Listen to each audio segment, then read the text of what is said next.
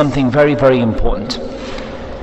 And that is the principle of encouraging your children to love Islam and to love learning Islam. This is something that I personally find to be somewhat deficient in the way that many of us deal with our children. Sometimes you have some parents who are negligent. They just don't teach their children Islam, and they don't have any concern for their children to learn about Islam. I mean, their primary concern is their secular dunya education, and that's what they put the pressure on.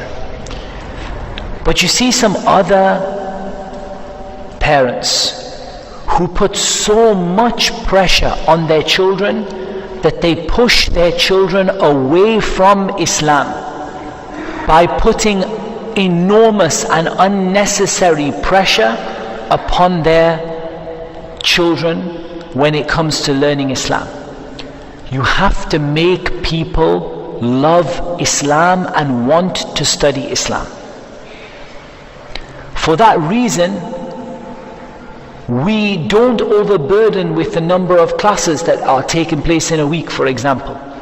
Even when it comes to adults, we don't overburden people by having, like for example, 8 hours of classes on a Friday, and then 2 hours every single night. Why do we not overburden people? I mean, the resources are there, but we don't overburden people because eventually you push people away. So it is important that when you think about your children, and when you think about your children's Islamic education, that you think about making them love Islam and instilling love of Allah in their hearts. The love of Allah Azza wa Jal is a fundamental principle. It's a fundamental part of La ilaha illallah.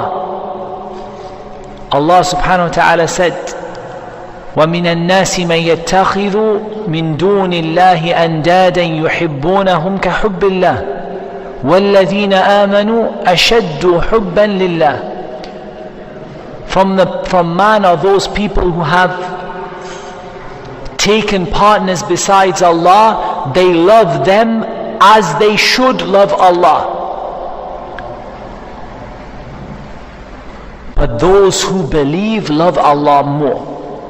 This is a fundamental proof for instilling the love of Allah into the hearts of ourselves and our children. And the love of Allah should be one of those fundamental driving forces in our lives to motivate us. Not only the love of Allah, but also hope and fear. Hope and fear in terms of hoping in Allah's reward and fearing Allah's punishment. And this is the secret behind the first 3 ayat of Surah Al-Fatiha. Alhamdulillahi Rabbil Alameen, Ar-Rahman Ar-Rahim, Maliki Yawmiddin. The first ayah instills the love of Allah. Allah who raised you up and looked after you and nurtured your iman, Rabbul Alameen. The second ayah instills the hope of Allah in your heart, in His mercy, in His forgiveness. The third ayah instills the fear of Allah in your heart, that Allah is Maliki Yawmiddin, the fear of what will come on Yawm al-Qiyamah, and the fear that Allah subhanahu wa ta'ala will take you to account for what you do. And a similar kind of principle we want to still instill in our children. Now, hope and fear take time to build. They come with knowledge, they come with maturity. When children are very, very young, they might not fully understand, especially when they're extremely young. They might not fully understand what it means to hope in Allah's reward or to fear Allah. But these are things that you're constantly working on building in them. And above all, the love of Allah Azza wa Jal. That they love Allah, that they love Islam, that they love Iman.